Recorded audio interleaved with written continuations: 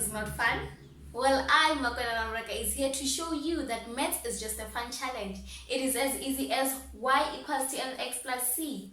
And for those of you who didn't know, it is as easy as a straight line. So right now, it is that time for you to grab a paper, a pen, and a calculator and come learn maths with me. Hi guys, and welcome to the very first episode of Learn Maths with me on a hashtag Maths Tuesday. So I'm really glad that you were able to join me today on my segment of Learn Maths with me. So I realized that on my intro video I forgot to mention that I'm in grade 10. So the maths videos that I'll be doing will be the topics of grade 10 / revision grade 9. So without wasting any time, let's get in today's topic. So I've decided to start with distributive property. So I am sure you're wondering right now, what is distributive property all about, or how do we apply distributive property? So the law of distributive property states that when multiplying a number by a bracket, it must be multiplied by all terms inside the bracket. So when you have a number or a variable rather out multiplying a bracket, it means that this variable must multiply each term inside the bracket. So this simply means that this a must multiply with the x, and this a again must multiply with the y. So before we tackle a few questions on distributive property, I want you to know this. Note that negative times negative equals to positive, negative times positive equals to negative, positive times positive equals to positive, and lastly, positive times negative equals to negative. And remember, when a number doesn't have a sign in front of it, it is positive. So the order in which we'll be using when we are multiplying, or when we are using distributive property, is S and V. S stands for signs, N stands for numbers, V stands for variable. So this method we were taught by my teacher, which really makes everything easier. So this method simply means that when we apply the distributive property and when we are multiplying, we're going to start first by multiplying the signs. Then we are going to move on and multiply the numbers, and then lastly multiply the variables. So without wasting any time, let's get into our questions. So I'm just going to keep this as an S and V here, which will guide us throughout when we are solving our expressions using the distributive property. So let's get into it. We're going to start with letter A. Letter A says 2 open bracket x cubed plus 3x squared plus 8x plus 7 close bracket. So they're saying to you, apply distributive property, or rather expand or simplify using distributive property. So are you gonna jam and be like, I don't know how to do this? So I'm here for you and I'm here to help you. So let's just jump straight into it. So this simply means that this 2 must multiply with x cubed. This 2 again must multiply with the 3x squared. This 2 again must multiply with 8x, and lastly it must multiply with 7. So let's just write it down to make it easier. So we're going to say open bracket 2 multiplied by x cubed, close bracket, and then we're going to carry down our positive. Open bracket 2 multiply our 3x squared, close bracket, and then 2 don't forget the positive here, I'm really sorry, 2 multiply our 8x, close bracket, then we carry down this positive. This positives are carried down from here, and then we're going to carry down the last one, and then open bracket 2 multiplied by 7. So you have distributed the 2.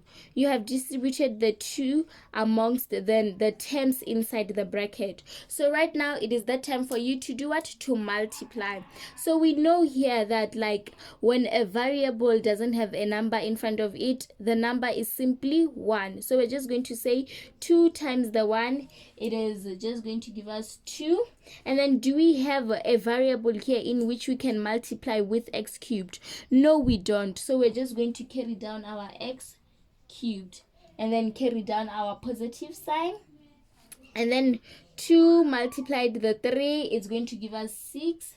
Do we have a variable in which we can multiply with this x cubed? No, we don't. No, sorry, it's not x cubed, x squared rather. No, we don't, which is we're just going to carry down our x squared, and then we're going to carry down our positive sign. Then we're going to say 2 times 8, it's going to give us 16. Do we have a variable in which you can multiply with the x? Nope. We're just going to carry down our x, and then lastly we're going to carry down our positive sign. 2 times 7 is going to give us 14. So before you can say this is your final answer, you have to check first. Do you have like terms in which you can simplify further? So if you don't have like terms, you just leave your answer as it is. But if you have like terms, you have to simplify it further. So how do you know like terms? Okay, like terms are terms in which they have the same variables and exponents. So when looking at this, there are no common variables and exponents. Okay, we have a common variable which is x, but they do not have the same exponents, meaning that they are unlike terms. So we are going to move on to the second question, which is letter B. So because this step here is really not necessary, we are just going to skip it here, and I'll show you how we can work on it without writing down this step. We are going to use our S and V. What does the S and V say? It says we must multiply the signs first. So we know that when a number doesn't have a sign in front of it, it is positive. So you can see that this is -3. So we're going to say our negative times the positive here is going to give us negative. And then you move on to the numbers. 3 times 3 is going to give us 9. And then do you have a variable here in which you can multiply x squared? No, meaning that you're just going to keep the x squared. Then we are moving on to the second term, which is -2x. Negative times negative, it's positive.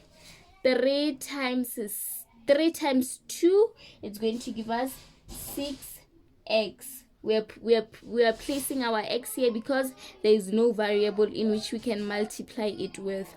And then we are moving on to the last term. Negative times positive, it gives us negative. 3 times 5, 5, 10, 15. Negative 15. So do you have like terms here in which you can simplify further? No, you don't have like terms, meaning that your answer is final here and you have applied your distributive property. You see, it's not really that hard. So let's move on. We're moving on to letter C. What does our S and V say? It says we must multiply the signs first. And then we know that here it is positive. Positive times positive, it's just positive, and it is not necessary for you to write down the positive, because when we write down the number, it won't have a sign in front, which will simply mean it is positive. 5 times 3, it is 15. Now we have a variable in which we can multiply with the other variable. So when multiplying and when multiplying variables, you add the exponents. So when you have a variable like this and you don't see an exponent here, it simply means that the exponent is 1. So x times x is going to be x. Then the exponent 1 plus exponent 2, it's x cubed. Easy, right? And then we're moving on to the second term, which is negative 2x. And then we know that here it's positive. Positive times negative, negative. 5 times 2, it's 10. X times x, x. We are adding the exponents. 1 plus 1, it's 10x cubed. And then we are moving to the last term. I really hope you can see my handwriting. So we're moving to the last term. Positive times positive, it's positive. 5 times 5, 5, 10, 15, 20, 25. It's 25x. Easy, right? So you're going to check, are there like terms here for me to simplify further? No, there are no like terms, meaning we are moving on to the next question. So we are moving on to letter D. We are still having our S and V. So we're going to look at our S and V. What do we start with? We start with the signs. Negative times positive, negative. 6 times 3, 6, 12, 18. 18. And then do we have an x to multiply with an x here? Nope. So meaning we're just going to carry down our x. Then we have an y which can multiply a y. So we're going to say y multiplied by y. It's y. Then we add the exponents. Don't forget 2 plus 1. It's 3. Negative 18xy cubed. Then we're moving on to the next term, which is negative 5x squared. So we're going to start with the signs. Negative times negative, positive. 6 times 5, 5, 10, 15, 20, 25, 30. 30. X times x, x, we add the exponents. Don't forget to add the exponents. It is really important. 1 plus 2, which leaves us with x cubed. And then do we have a y to multiply with a y here? No, meaning that we're just going to keep our y squared. Y squared. And then we move on to the third term. Negative times positive, it's negative. 6 times 2, it's 12. So we have an x to multiply with an x. So x times x, it's x. Don't forget to add the exponents. 1 plus 1, it's equals to 2, which leaves us with x squared. And then a y times y, it's y. Then add the exponents. 2 plus 1, it gives us 3, y cubed. And then we are moving on to the last term. Negative times negative. Oh, sorry. Negative times positive. I didn't say it properly. Negative times positive. It is negative. Then we are going to calculate 6 times 7. 6 times 7. We are on 6 times 7, which is 42. I just used my calculator so that we can be fast. And then x times, do we have a variable here? Nope, meaning that we're just going to keep our xy squared. Xy squared. Oh, sorry. I hope you can see it properly. As you can see, I wrote like really small there. And then we're going to check, do we have liked terms in which like we can simplify more? We're going to check, are there terms that have x to the exponent 1 and y cubed? No, we don't have. And then we're going to check, do we have a term with x cubed and y squared? No, we don't have. Do we have a term with x squared and y cubed? No, we don't have, meaning that your answer is final like that. I really hope you understand right now. So right now we are moving to letter E. As you can see here, we have two terms, which is a binomial. So how do you apply distributive property when you have something like this? It is easy. You're just going to do this step twice. I agree. Oh, sorry. I'm really used to Sepedi, but let's move on. I'm really sorry. As you can see here, you only have one term, but here you have two. So what happens? So it is really not a big deal. It just means this must multiply this, and again multiply the last term, and this one again 2y must multiply x, and again multiply the 3y. So you can see that you are applying distributive property twice. You are applying it on 2x, and you are also applying it on negative 2y. So let's get into it. We're going to start with the first term, which is 2x. Let's check the signs. Positive times positive, just positive. 2 times 1, 2. X times x, add the exponents. 1 plus 1, 2, which leaves us with 2x squared. And then we are multiplying with the last term. Positive times positive. 2 times 3, 6. X, do we have another x in here? Nope, we're just going to keep our x. Do we have a y to multiply with this side? Nope, we're just going to keep our y. And then we are moving on to the next one, which is 2y. 2y must also be distributed. It must be multiplied with x and must also be multiplied with positive 3y. So we're going to start with the signs. Negative times positive, negative. 2 times 1, 2. Do we have a y this side? Nope, we're just going to keep our y. Do we have an x this side? Nope, we're just going to keep our x. Oh, sorry, do we have an x this side? Nope, meaning we're going to keep our x. And then we multiply it with the last term now. Negative times positive, negative. 2 times 3, 6. Y times y, add the exponents. 1 plus 1, which gives us y squared. So you're going to look at this. Do we have like terms? Oh yes, we do have like terms. So which are our like terms? Like terms, we have 6xy minus 2yx. We are saying that they are like terms because they have the same variables with the same exponents. We have x to the exponent 1 this side and y to the exponent 1.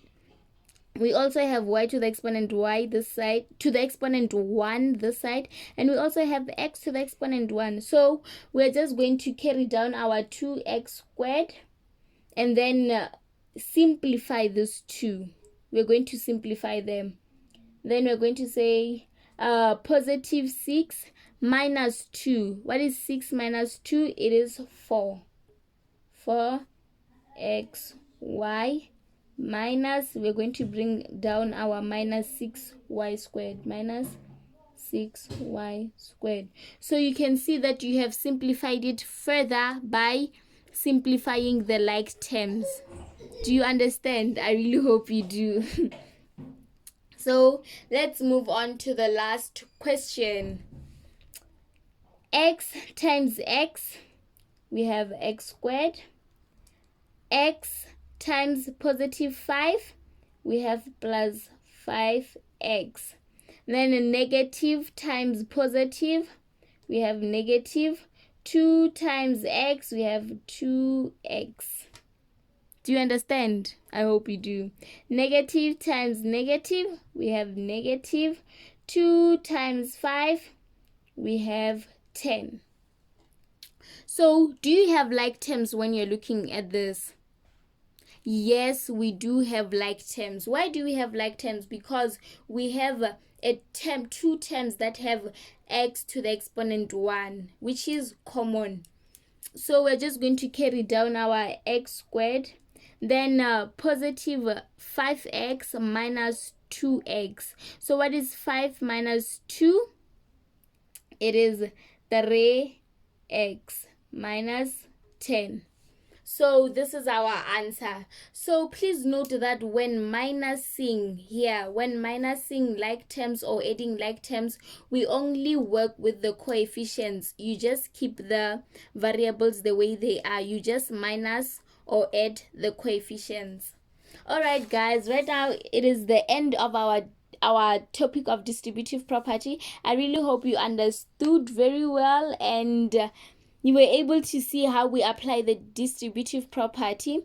Until the next week when we do factorizations, catch you there. If you enjoyed this video, please give it a thumbs up and tell me in the comment sections which topic you'd like me to cover.